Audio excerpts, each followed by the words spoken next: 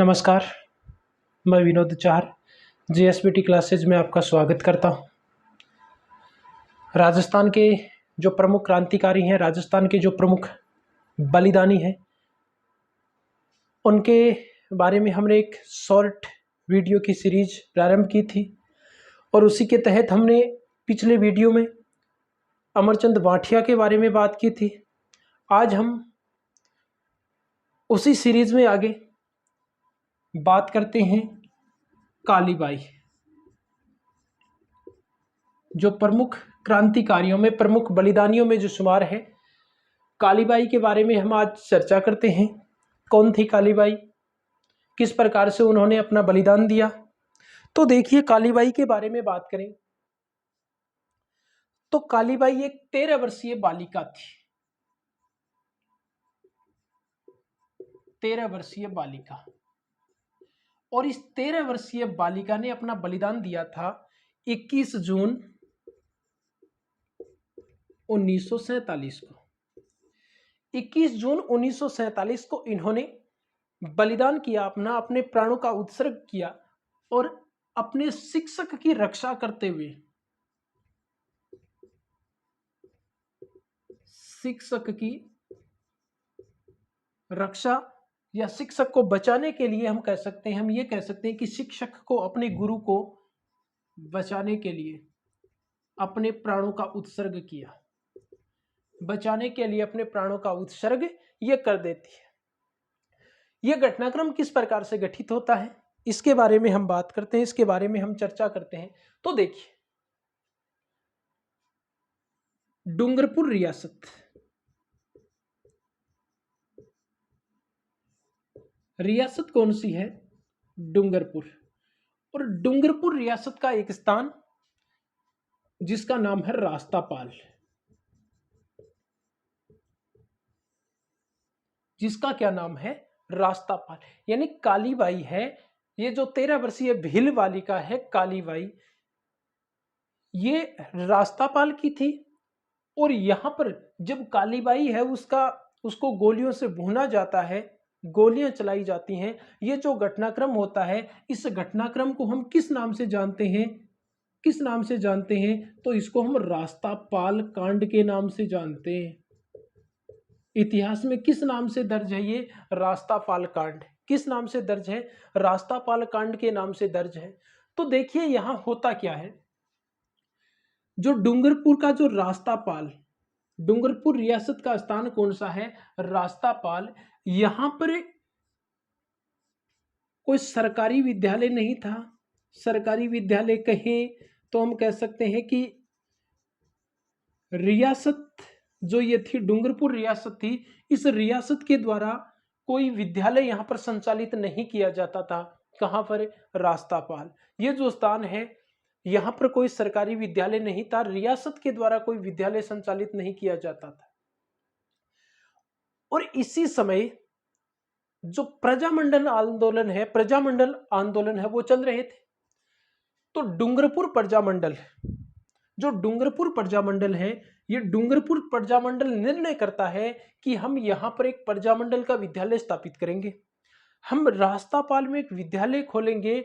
और वो कौन चलाएगा? प्रजामंडल। कौन चलाएगा? प्रजामंडल। यानी यहां पर विद्यालय था, वो प्रजामंडल के आदेश से खोला गया था और प्रजामंडल के आदेश से चल रहा था। और प्रजामंडल के आदेश से यहां पर जो विद्यालय चल रहा था, वो विद्यालय कौन चला रहे थे? वो विद्यालय चला रहे थे नानाभाई खांट। कौन चला रहे थे? नानाभाई खांट। और नानाभाई खांट के सहयोगी थे जिनका नाम था सेंगाभाई। क्या नाम था? सेंगाभाई। अब देखिए, डूंगरपुर जो रियासत है, उस डूंगरपुर रियासत का शासक है, वो ये विद्यालय नहीं चलने देना चाहता था। प्रजामंडल के द्वारा संचालित किया जा रहा था, वो इस विद्यालय को नहीं चलने देना चाह रहा था। तो इसलिए उन्होंने क्या किया, ये जो रास्तापाल नामक स्थान है, इस रास्तापाल नामक स्थान पर फौज की टुकड़ी को भेजा। उसने फौज की टुकड़ी को भेजा और फौज की टुकड़ी रास्तापाल पहुंचती है। रास्तापाल यहाँ पर आती है और पहुंचकर क्या करती है, जो नाना भाई खाट है, जो नाना भाई खाट है यहाँ पहुंच जाती है और यहाँ पहुंचकर जो नाना भाई खाट है इनके साथ में मारपीट करते हैं। नाना भाई खाट के साथ में मारपीट की जाती है और नाना भाई खाट हैं वो यहां पर शहीद हो जाते हैं। नाना भाई खाट को अगर कहा जाता है कि विद्यालय बंद कीजिए, नाना भाई खाट है वो साफ तौर पर मना कर देते हैं कि नहीं, प्रजामंडल के आदेश से स्कूल खुला है, प्रजामंडल के आदेश से स्कूल बंद होगा, बिना प्रजामंडल के आदेश के मैं विद्यालय बंद नहीं करूंगा। इस बात को लेकर दोनों पक्षों में काफी गहमा गहमी होती है, मारपीट की जाती है और मारपीट में हम कहें कि उनकी हत्या कर दी जाती है, उनको मार दिया जाता है। किसको? नाना भाई खाट को। और इनके जो सहयोगी थे जिनका क्या नाम था, सेंगा भाई, सेंगा भाई के साथ में भी मारपीट की जाती है और फिर उनको ट्रक के पीछे रस्सी से बांध दिया जाता है। ट्रक के पीछे बांध दिया जाता है रस्सी से, उसकी उनकी कमर पर रस्सी बांध दी जाती है और ट्रक के पीछे बांधकर उनको घसीटा जाता है।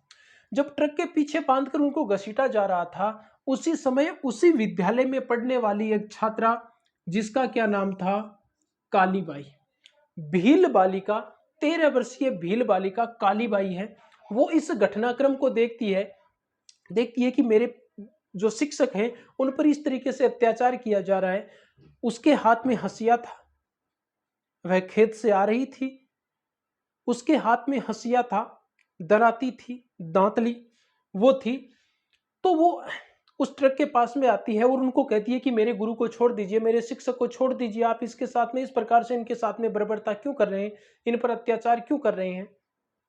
लेकिन वो जो फौजी थे, वो जो सैनिक थे, फौज की टुकड़ी थी, वो उनको छोड़ती नहीं है। तो वो भील बालिका कालीबाई है, वो क्या करती है, उनके हाथ में जो हंसिया था उस हंसिये से सेंगा भाई की कमर पर जो रस्सी बंधी थी, कमर पर जो रस्सी बंधी हुई थी उस रस्सी को क्या कर देती है, काट देती है, उस रस्सी को काट देती है। और जब रस्सी को काटती है तो जो फौज थी, जो टुकड़ी थी, जो सैनिक थे, वो सैनिक क्या करते हैं, कालीबाई पर अंधाधुंध फायरिंग शुरू कर देते हैं, गोलियां बरसाना शुरू कर देते हैं।